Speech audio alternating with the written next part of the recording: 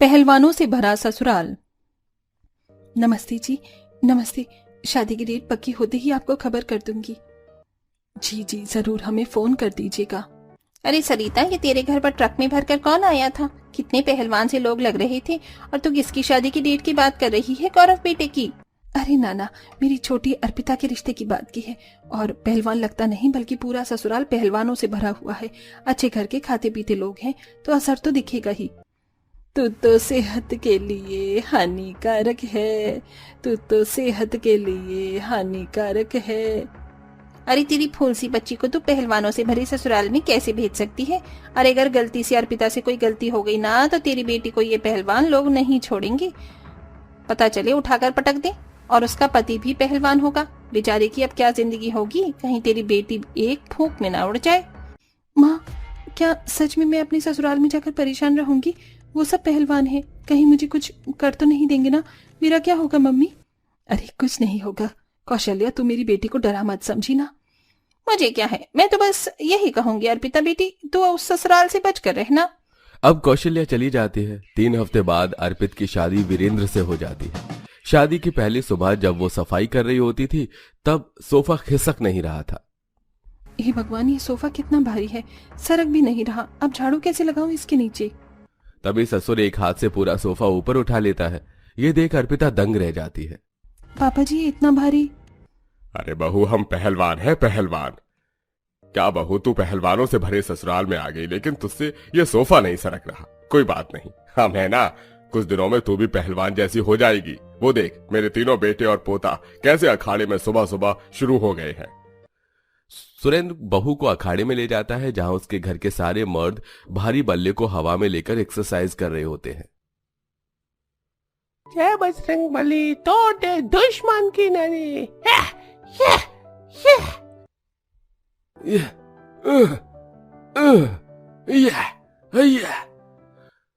वो मेरे शेर बेटे ऐसे ही भारी चीज उठा और बेहतरीन पहलवान बन।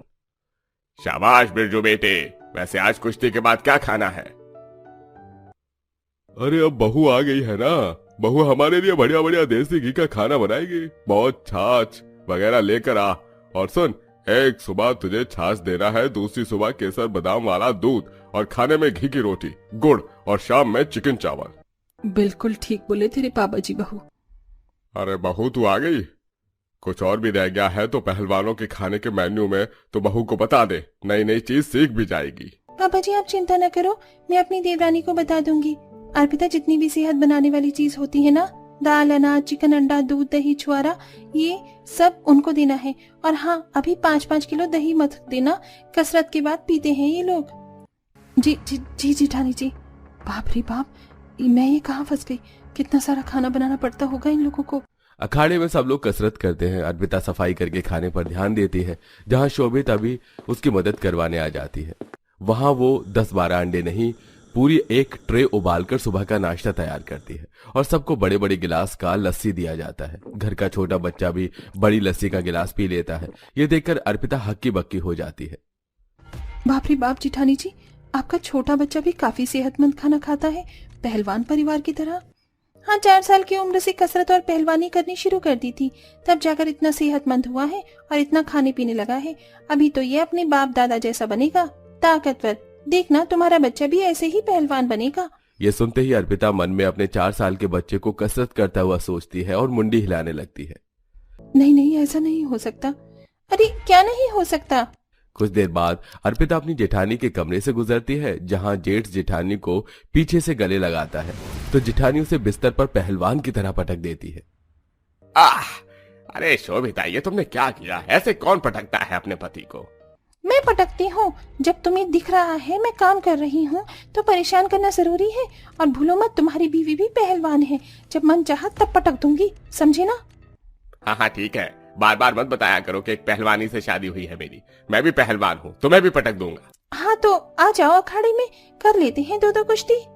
ये सुन अर्पिता को सांप सूंघ जाता है और वो कमरे में चली जाती है। बाप रे बाप, मैं तो समझी थी सिर्फ ससुराल वाले पहलवान होंगे, लेकिन यहाँ तो मेरी जेठानी भी पहलवान निकली। मतलब मैं ही हूँ इस घर में जिसे कुछ नहीं आता। वो छोटा सा बच्चा भी इतना बड़ा लस्सी का गिलास 1 घूंट में पी गया। अर्पिता, अर्पिता, तुम क्या सोच रही हो? जरा यहाँ से हटना तो।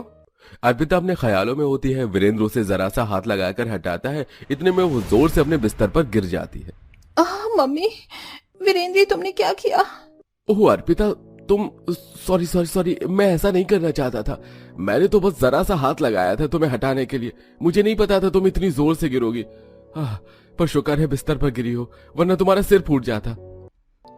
मतलब वो मेरी पड़ोसन आंटी सही कह रही थी। ये पहलवान लोग कहीं सच में मेरा यही हाल ना करते कुछ दिनों में। ये तुम क्या बोल रही हो अर्पिता? ऐसा कुछ भी नहीं है, मुझसे गलती से हो गया था। तुम इतनी हल्की और हम खाते पीते पहलवान हैं। हाँ, बार बार याद मत दिलाओ कि मेरी पहलवानों से भरे ससुराल में शादी हुई है। ऐसे ही कुछ दिन गुजरते हैं। पहलवानों से भरे ससुराल में अर्पिता परेशान हो जाती है। उनका ज्यादा क्वांटिटी में खाना बनाना पड़ता है। कभी ज्यादा चिकन तो कभी अंडे उबालने पड़ते हैं, और भैंस का दूध तो 10-12 किलो यूं ही चट कर जाते हैं। सिर्फ इतना ही नहीं, बेचारी अर्पिता से लस्सी भी मथवाई जाती है। हे भगवान, मैं बहुत थक चुकी हूँ। अभी तक इस लस्सी से मक्खन ना निकला। मक्खन नहीं निकला तो ये लोग मेरा मक्खन निकाल देंगे। वैसे मेरी सास का नाम भी बब्बन है। पता चला कहीं शेरनी की तरह खा ना जाए। हे बहू, तेरे से अभी तक मक्खन निकल गया या नहीं? बस माँ जी, हो गया। लाई अभी। सास की भारी आवाज से भी अर्पिता डर जाती है। फिर लस्सी मक्खन निकाल कर अलग कर देती है। तभी बाहर के कुश्ती वाले लोग आ जाते हैं और अखाड़े में घर के मर्दों से पहलवानी करने लगते हैं। तभी एक पटक में ससुर नरेश को धूल चटा देता है और बाकी के लोग खड़े खड़े ताली बजाने लगते हैं। देखा, मारे में जितनी जान है अभी तक, खड़े खड़े अच्छे पहलवानों को धूल चटा सकता हूँ। दादाजी, मैं भी बहुत धूल चटा सकता हूँ। आओ मुझसे कोई पहलवानी करो। महारा लाडेसा, जा वीरेंद्र अपने भतीजे से कुश्ती कर। बताओ कैसे सब कुश्ती कर रहे हैं, मेरा तो देखकर ही सर घूम रहा है। तभी वीरेंद्र अपने हाथ पांव पर अखाड़े की मिट्टी को लगाता है। बिरजू बेटा, तुम्हें बताया इस अखाड़े की मिट्टी में हल्दी मिली हुई होती है, जो कि एक पारंपरिक प्रथा है। हाँ चाचू, पता है। अब बात कम, कुश्ती ज्यादा होगी। आओ। मेरा बच्चा, प्यारा बच्चा बेटा, हरा दे अपने चाचू को। हाँ मेरे प्यारे भतीजे, हरा दे अपने चाचू को। बिरजू और वीरेंद्र में कुश्ती होती है। वीरेंद्र जानबूझकर बिरजू को जिताने के लिए कुश्ती में ढेर हो जाता है। देखा, मैंने चाचू को हरा दिया। मैं बनूंगा अच्छा पहलवान। हाँ ठीक है।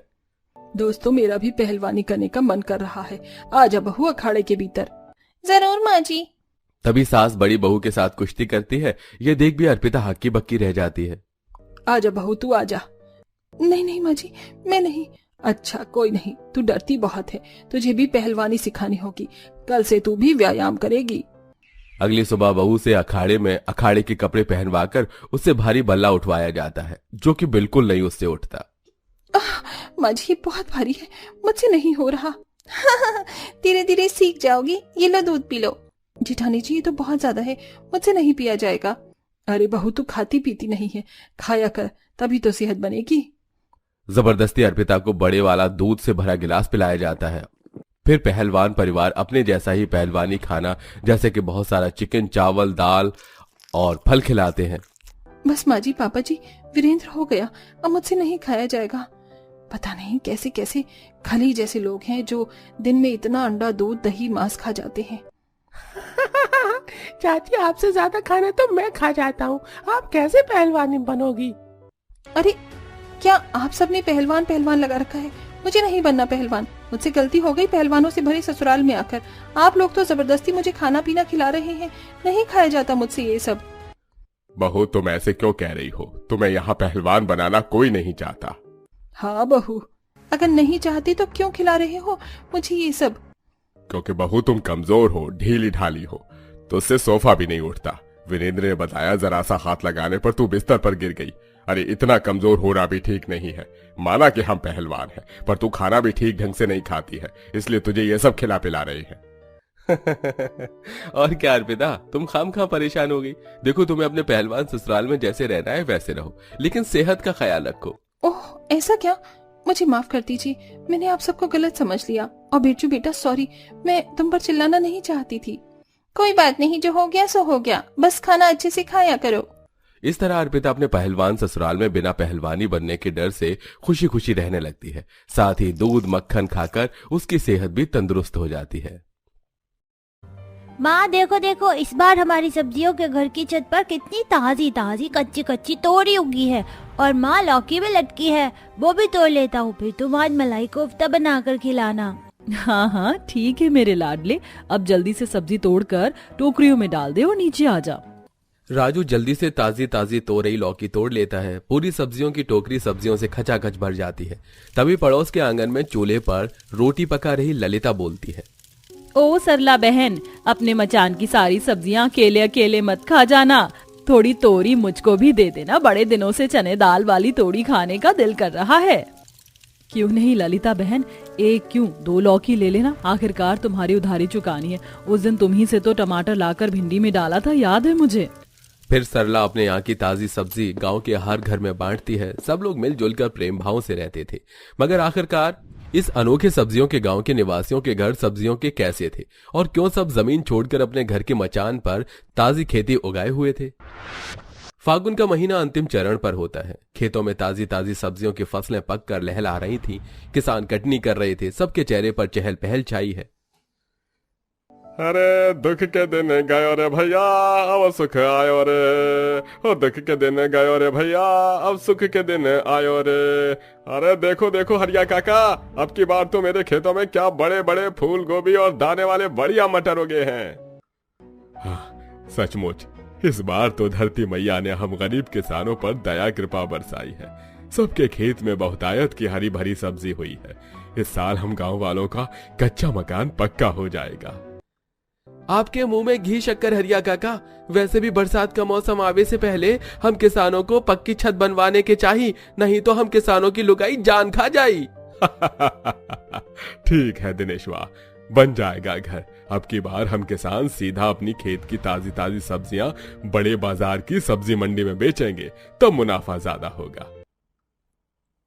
गरीब किसान इस विषय पर बातचीत कर रहे होते हैं कि तभी लालची जमींदार लाल सिंह खेत में धमक पड़ता है। उसका दुमछल्ला मुनीम छतरी टिकाए पीछे पीछे खड़ा था। अरे तुम लोग आपस में क्या सलाह मशवरा कर रहे हो? क्या बात है, इस बार खूब सब्जियां होगी हैं? भाई मतलब तुम लोगों को बढ़कर दाम देना पड़ेगा। क्यों मुनीम जी?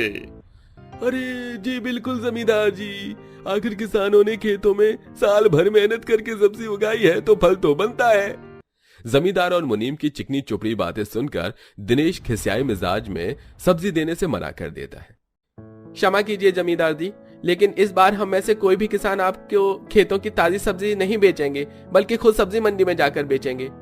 हाँ माई बाप, छोटा मुंह बड़ी बात। लेकिन आप खुद ही जानते हैं, बरसों से हम अपनी फसल आपकी कोठी पर पहुंचाते हैं, लेकिन फिर भी आप हमें एक बोरी ताजा सब्जी की केवल 100 रुपए देते हैं। साल भर हम धूप में जलकर सब्जियां सींचते हैं, बरसात में हमारा मिट्टी का घर हर बार बह जाता है। और साल के 6 महीने तो हम लोगों का बाल परिवार नमक रोटी खाकर गुजारा करता है। आपको हमारे खेतों की सब्जी देकर हमें कोई लाभ नजर नहीं आता। सारे किसानों की एक जैसी बोली सुनकर जमींदार गुस्से में बौखला जाता है। वाह जी वाह, तुम सारे के सारे किसान एक ही थाली के चट्टे बट्टे बन गए हो। कान खोल कर सुन लो, कर्ज खोरो। अभी तुम मेरे कर्जदार हो, इसलिए या तो अपने खेत की सारी सब्जियां मुझे दो, या फिर तुम लोग जानते हो मैं कितना टेढ़ा आदमी हूँ। कल को मैं तुम्हारे घर पर कब्जा कर लूं तो फिर मत कहना। जमींदार गरीब किसानों पर रौब झाड़कर चला जाता है। कोई चारा न बचने पर सब अपने खेतों की सब्जियां तोड़कर हवेली पर पहुंचा देते हैं। आहा, कितनी सौंधी रोटी की खुशबू आ रही है। आज तो हमें सब्जी के साथ रोटी खाने को मिलेगी। चिंकी, मैं तो पूरी 4 रोटी खाने वाला हूँ। तो फिर मैं भी 4 रोटी खाऊंगी राजू भैया। राजू और चिंकी ये सोचकर बेहद खुश थे कि ताजी सब्जी खाने को मिलेगी। सरला निराश होकर सूखी रोटी और नमक परोसती है। ये क्या माँ, आज भी नमक रोटी? आज तो पिताजी ने खेत में से कितनी सारी ताजी सब्जी तोड़ी थी। हमें तो लगा था तुम भरवा परवल भिंडी तुरई ये सब बनाओगी। बच्चों, हर बार की तरह जमींदार ने तुम्हारे पिताजी के खेतों की सारी सब्जी हड़प ली, यही खा लो। दोनों मुंह लटकाकर मन मार कर नमक रोटी खाने लगते हैं। दिनेश डबडबाई आंखों से कहता है, ये नमक रोटी खाना तो हम किसानों के नसीब में लिख गया है। मैं अपने बाल बच्चों को एक टाइम की सब्जी भी नहीं खिला सकता। अब मैंने तय कर लिया है, खेती बाड़ी छोड़कर मैं परदेश जाकर कमाऊंगा। फिर सारे किसान राय बताकर कमाने शहर चले जाते हैं। जैसे इस बात की भनक जमींदार को लगती है तो वो सबकी पत्नियों पर जुल्म ढाता है। अच्छा, तो तुम लुगाइयों ने अपने अपने भगोड़े मर्दों को भगा दिया। कोई नहीं, अब तुम खेती करोगी। जमींदार गांव की सारी महिलाओं का शोषण करके उनसे मुफ्त में खेती करवाता है और बदले में खेत के कानी सड़ी गली सब्जी देता है। हाय पड़ेगी जमींदार को, सारा दिन खेतों में खटने के बाद ये काने बैंगन दिए हैं। हाँ काकी, देखो ना, मुझे भी ढीले ढाले टमाटर दिए हैं। घर जाकर आज ही चटनी बना दूंगी, आज का जुगाड़ हो जाएगा। बाकी जो खराब निकलेगा आंगन में डाल दूंगी, खाद बन जाएगा। ललिता का जुगाड़ तरकीब सुनकर गांव की बाकी औरतें भी सब्जी के छिलके को फेंकने की बजाय खाद बनाने में इस्तेमाल करती हैं। एक दिन गांव में तेज तूफानी बवंडर आता है, जिससे कि कितनों के ही छप्पर गिर जाते हैं और जिनके मिट्टी के मकान, कच्चे मकान होते हैं, वो पूरी तरह नाश हो जाते हैं। बूढ़ी सीता तो छाती पीट लेती है। हे विधाता, क्या तूने हम गरीब गांव वालों के कर्म में सारी जिंदगी दुख भोगना ही लिखा है? इतनी मेहनत करके हम दुख भरी रोटी खाते हैं, अब तूने सर पर से छत भी छीन लिया, हम कहाँ जाएंगे अब? इतने में मुनीम पान चबाते हुए आकर दामन चलाते हुए बोला, अरे भैया, बस करो सीता काकी, क्या सवेरे सवेरे रोना ढोना लगाया है। चलो आज लुगाई खेत पर लग जाओ, आज सारी सब्जियां ट्रक में लादकर शहर भिजवानी है। चलो। सब औरतें बाल बच्चों को लेके खेतों में आकर सब्जी तोड़ती हैं। चंट जमींदार चुनिंदा किफायती सब्जियां छटाई करके ट्रक में भर लेता है। चलो, ये बाकी की सड़ी सब्जियां तुम अपने आपस में बांट लो, तुम्हारे गरीब परिवार का कोटा पूरा हो जाएगा। जमींदार जी, दया करके हम सबको थोड़े थोड़े पैसे दे दीजिए, हमारे घर टूट गए हैं, मरम्मत करवानी है। एक फूटी कौड़ी नहीं दूंगा तुम सबको। जमींदार बेघर गांव वालों पर दुख मुसीबत पड़ने पर अपना झल्ला झाड़कर चला जाता है। तभी खेतों की मुरझाई कानी सब्जियों को देखकर फुलवा को जुगाड़ आता है। सीता काकी, मुझको एक दिमाग में बहुत ही बढ़िया जुगाड़ आया है। देखिए, इन खेतों में धान और गेहूं की कटनी हुई है, कितने सारे सूखे पुले हैं और इतनी सारी तादाद में हरी भरी सब्जियां भी खेतों में बची हैं। क्यों ना हम इसकी मदद से अपना जुगाड़ू बसेरा तैयार कर ले। मगर फुलवा बहू, सब्जियों का घर बनाना बड़ा कठिन होगा। सीता काकी, आसानी से तो कोई चीज नहीं मिलती, मेहनत तो लगती ही है। इस लालची कपटी जमींदार के आगे हाथ फैलाकर भीख मांगने से तो अच्छा है कि हम खुद घर बनाएं। सब औरतें खेतों से धान गेहूं के पुले इकट्ठा करती हैं और कुछ औरतें सब्जी तोड़ती हैं, जिसमें गोभी के चौड़े चौड़े पत्तों का इस्तेमाल करके वो दीवार खड़ी करती हैं। लो जी, हमारा सब्जियों का सुंदर सुंदर दीवार तैयार हो गया, अब छत चढ़ाते हैं। महिलाएं मिलजुल कर जुगाड़ू तरह से हरी भरी सब्जी, पत्ता गोभी, सेफली, साग पात का तंबू जैसा चादर बनाती हैं, जिससे ताजी सब्जियों की टिकाऊ छत तैयार हो जाए। लगभग एक सप्ताह में पूरे गांव के निवासियों का सब्जियों का घर तैयार हो जाता है। पूरा का पूरा सब्जियों का अनोखा गांव बन जाता है। अरे वाह माँ, हमारा ये सब्जी का घर कितना सुंदर है ना, और इसके अंदर कितनी ठंडक है, बिल्कुल भी गर्मी नहीं लग रही। वो इसलिए चिंकी बिटिया, क्योंकि ये सब्जियां जमीन में सींची हुई हैं, इसमें नमी होती है जिससे ठंडक है। मगर माँ, जब ये सब्जी सूख जाएंगी तब हमारा घर टूट जाएगा क्या? राजू, चिंता मत करो, उसका भी जुगाड़ लग जाएगा। सरला के दिमाग में एक नया जुगाड़ आता है। वो अपने छप्पर पर लौकी, तोरई, सेम फली जैसी सब्जी की बेल लगा लेती है और ऐसे ही लगभग पूरा गांव करता है, जिससे उनका जुगाड़ सब्जियों का गांव और अद्भुत और खूबसूरत लगने लगता है।